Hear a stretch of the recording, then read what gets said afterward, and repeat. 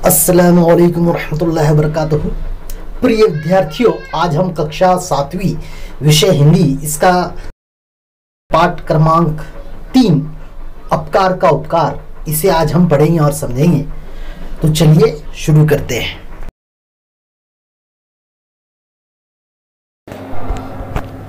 सुनो और दोहराओ। तीसरा पाठ अपकार का उपकार इसका नाम है, यानी बुराई का बदला अच्छाई के साथ में देना। इसे लिखा है डॉक्टर दर्शन सिंह आशट ने। डॉक्टर दर्शन सिंह आशट के बारे में हम देखें, जन्म 15 दिसंबर 1965 को हुआ इनका, बरास पटियाला पंजाब के अंदर में।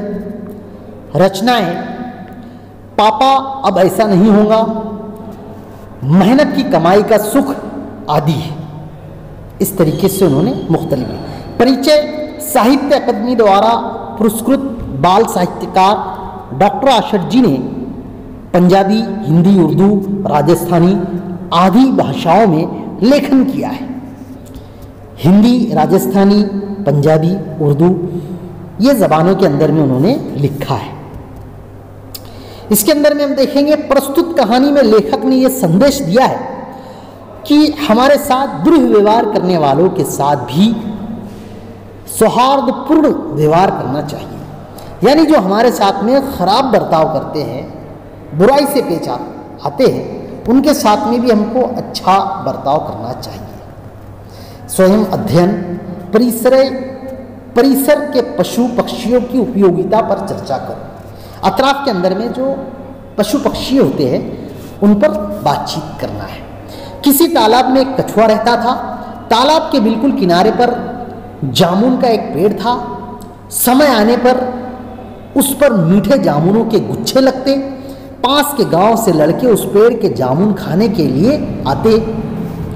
कुछ ही दिनों के बाद जामुन के उस पेड़ पर एक कौवा और उसकी पत्नी आकर रहने लगे।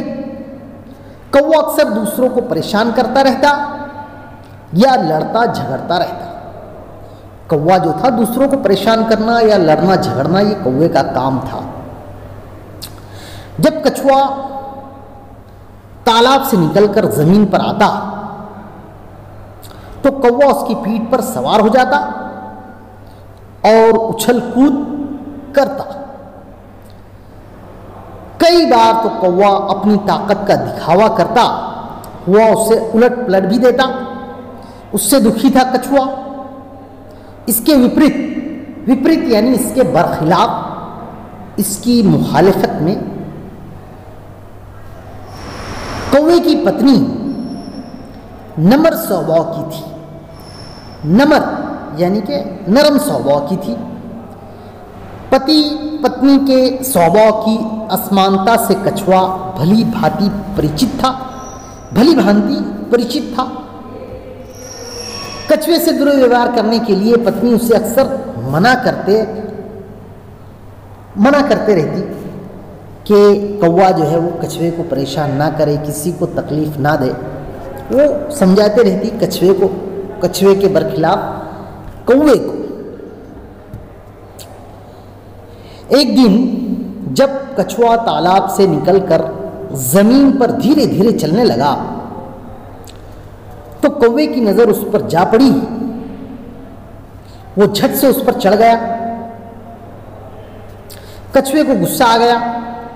वो बोला, क्यों भाई कौवे, मेरी पीठ पर चढ़कर मुझे तंग क्यों करते रहते हो?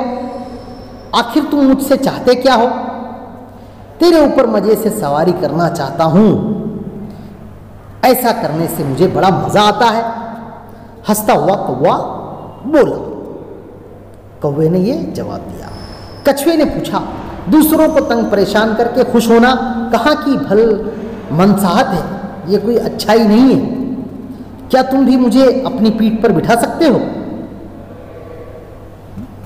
कौवा एकदम बोला, क्यों, मैं तुझे क्यों बिठाऊं अपनी पीठ पर? जब कौवा कछुए को और भी ज्यादा परेशान करने लगा तो कछुए ने तालाब से बाहर आना कम कर दिया। कुछ दिनों के बाद कौवे की पत्नी ने घोंसले में अंडे दिए उधर पेड़ पर लगे जामुनों के गुच्छे भी पकने लगे थे। एक दिन गांव के लड़के आए और जामुन के पेड़ पर चढ़कर जामुन खाने लगे, तो कौवा दंपत्ति ने काव काव काव काव करके आसमान सिर पर उठा लिया, यानी बहुत ज्यादा शोरगुल करने लगा, चीखने चिल्लाने लगा।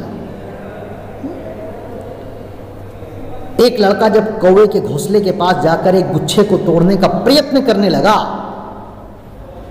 प्रयत्न यानी कोशिश, वो जो है गुच्छे को तोड़ने की कोशिश करने लगा, तो क्या हुआ ये देखिए। तो हिलने डुलने के कारण घोंसले में से एक अंडा निकलकर सीधा तालाब में जा गिरा।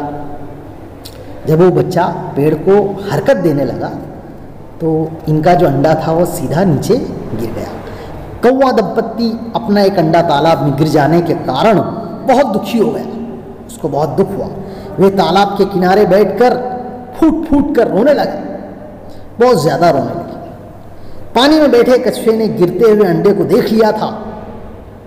कुछ ही पल बाद वही कछुआ अपने मुंह में उनका अंडा लिए बाहर आया और घास पर रखता हुआ बोला, शुक्र है कि तुम्हारा अंडा पानी में ही गिरा, यदि अगर थोड़ा दूसरी तरफ गिर जाता तो टूट जाता, फूट जाता। मैंने पानी में से ही इसे गिरते हुए देखकर मुंह में पकड़ लिया, उसके अंदर की जान बच गई है। अब चिंता की बात नहीं, यह सुरक्षित है, यानी महफूज है, संभालिए, लीजिए। कछुए की ये बात सुनकर कौवा अपनी करनी पर बहुत दुखी हुआ, उसको अफसोस हुआ। उसे अपनी एक एक करतूत याद आ रही थी, एक एक बात याद आ रही थी। पर अब पछताए हो क्या जब चिड़िया चुग गई खेत, यानी अब पछताने से क्या फायदा, अब तो वक्त निकल गया। कछुए को धन्यवाद देने के लिए उन दोनों पति पत्नी के पास शब्द नहीं थे, यानी अल्फाज नहीं थे, उनको अल्फाज नहीं मिल रहे थे। कौवे ने कहा, आज मेरी आंखें खुल गई, मैं अपने किए पर लज्जित हूँ, लज्जित हूँ यानी शर्मिंदा हूँ, अफसोस है मुझे, नदामत है। मैं भविष्य में यानी मुस्तकबिल में, फ्यूचर में किसी को कष्ट नहीं दूंगा, तकलीफ नहीं दूंगा। कछुए ने कहा, जब जागो तभी सवेरा, अब सब हिलमिल कर रहेंगे। कछुए ने कहा, जब जागो तभी सवेरा, यानी जब समझो तभी अच्छा है। इस तरीके से इस पाठ के अंदर में यह बतलाया गया है कि अगर कोई हमारे साथ में खराब व्यवहार करे तब भी हम उसके साथ में अच्छाई का बर्ताव करें, अच्छाई का मामला करें। ये बात इस पाठ के अंदर में, सबक के अंदर में बतलाई गई है। इसके प्रश्न और उत्तर को देखने के लिए चैनल को अगर आपने सब्सक्राइब ना किया हो तो ज़रूर सब्सक्राइब, लाइक, शेयर कीजिए और बेल आइकन के बटन को ज़रूर प्रेस कीजिए ताकि आने वाली वीडियो आप तक के आसानी से पहुंच सके। चलिए, अल्लाह हाफिज़।